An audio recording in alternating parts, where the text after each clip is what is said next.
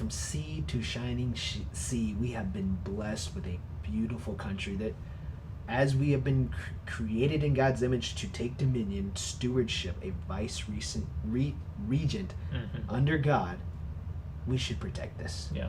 We should And better protect it. than we do. I mean, Yes, that's, yes. not to keep it negative, but that is one thing there's so many beautiful places in this country that unfortunately are like not like that have been kind of soiled, and it's like that's something that I feel like we do, even I would say as Christians, have a responsibility to, like you said, to have dominion over, right? And to be like, no, we're going to nurture and promote the flourishing of God's creation. Yes, like liberty and the stewardship of God's creation go hand in hand. Yeah, they have to. And I think like I'm not a fan, and I've done this in another episode, of how national parks came to be, because I don't believe that was constitutional. I think they should become constitutional. I think we can easily change the Constitution to make it to where we can have national parks, because I love that. I love that we can, as a nation, go, hey, we want to take some of these areas and go, we're not going to do anything to this. Let's just go enjoy this together. I love that idea. And it should be. Right. So, not to go off on it, but again, we can fix when things aren't constitutional. We can fix that. Sure. But yeah, I just wanted to say that, like, in celebrating this year, 250 years, let's just take time to thank God for his goodness to us. Like, this is good. We have been blessed, arguably more than any other people in history, in the world. We've been blessed with freedoms unimaginable. We've been blessed with success. We've been blessed with just overabundance goodness from God, and we should take that, not for granted, but take it as a charge to us to serve him and seek to bring about his goodness, his ways, his truth into every aspect of life, especially our government that has so much power over all these different things we've been talking about celebrating. Like, that should be our charge this 250th anniversary. Yeah. So, good stuff. That being said, we can't talk about 250 years of independence without talking about the Declaration of Independence. Declaration of right? Independence.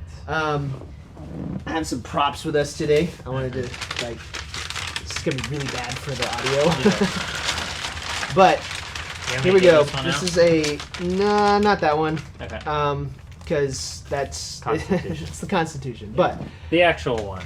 Yeah. We national treasured it. Yeah, this is the Declaration. We national treasured it. And the Constitution. I didn't tell you. You weren't supposed to do that one. Oh, okay. Never mind. They need to keep that one and keep reading it. Yeah. No, so here you go. This is about the same size as the original Declaration of Independence. We're going to talk about some of the best lines. It is arguably... I'm going to roll this up before I keep talking. It is arguably one of the best documents written for a people establishing the foundation of what their government is going to be based on. Because, and arguably, and I would say that is the foundation of the American covenant, and how it acknowledges God and acknowledges us in even the states in the document. It actually is set up just like a covenant from the Bible, and then the Reformation, when covenantalism was re-emphasized when people got back into the Word. Like, that is an outgrowth of the Reformation idea of covenantalism, which is an awesome thing, which is one of the reasons I love it. Is it perfect? Again, it's not Scripture, so it's not perfect. Yeah. But it's great. That being said, we wanted to just briefly go over a couple lines, because we've actually done 3 episodes on the Declaration of Independence before. Cam was on for those. I was. So we don't want to take too much time on this, but we can't talk 250 years of independence without... You gotta at least touch on it. Yes. So what do you just want to like dive into it? I want to. Yeah, I was going to ask. Could you read the preamble here and stop right there? You want me to stop before we hold these truths? Yeah. Okay, sweet. I can do it. All right. In Congress, July 4th, 1776.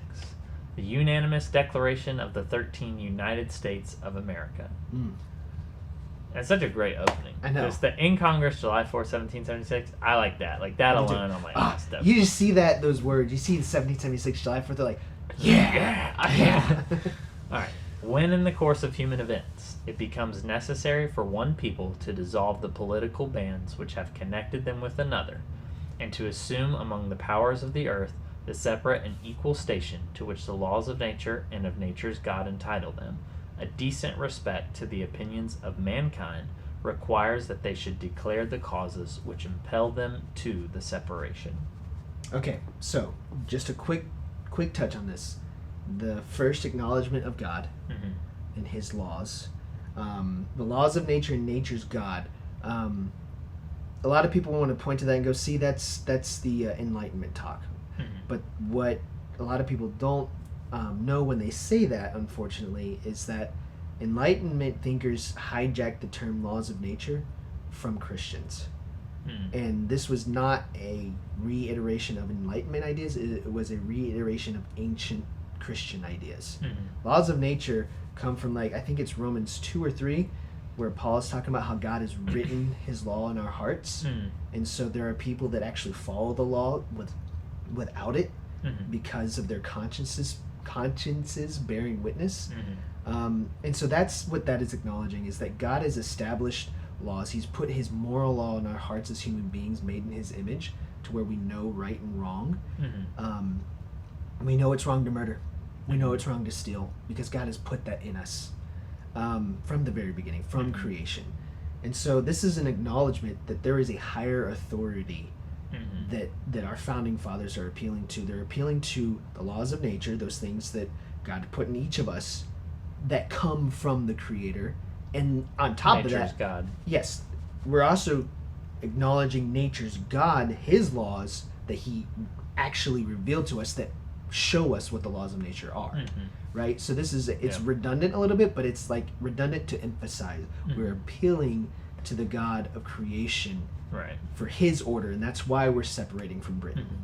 Well, and I do think it is important. Like, there is something significant about putting the laws of nature and of nature's God, Mhm. because if you were to omit nature's God from that preamble Yeah. and just have the laws of nature, like, that would communicate a very clear, like, demarcation away from Yeah. saying that's a good that point. there's like a God who governs it, right? So it's Yeah. like, obviously they were trying to be very intentional about most of the wordage or verbiage and vocabulary that went into the Declaration, Right. and so the fact that they include both, I feel like that's important. Right. And I just think something in general, which the next part gets into this too, Yeah. but like you touch on, like with appealing to nature's God, is I believe this wholeheartedly, that there can be no such thing as laws, like written legal laws, Yeah. or no basis or foundation for them without there being God. Amen.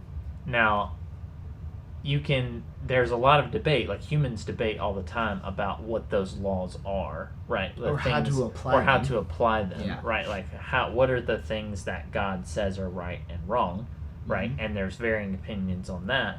But a much better starting place for writing laws, or even just the basis of having laws to begin with, necessitates that God exists. Yes. Because without it, then there is no reason to have law in the first place. Absolutely. It's all arbitrary. Yeah.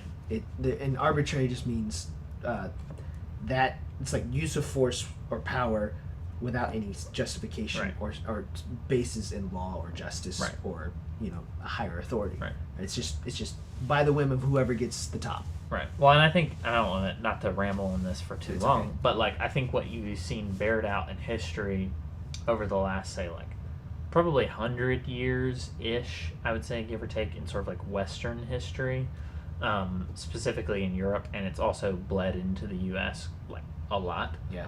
But the 20th century in particular, you have like most of the totalitarianism that arose, whether Nazi Germany, Soviet Union, whatever Fascist totalitarian, Italy. fascist Italy, fascist Spain, like Communist China. communist China, Yeah. like, and are all based upon like secularism. Yeah.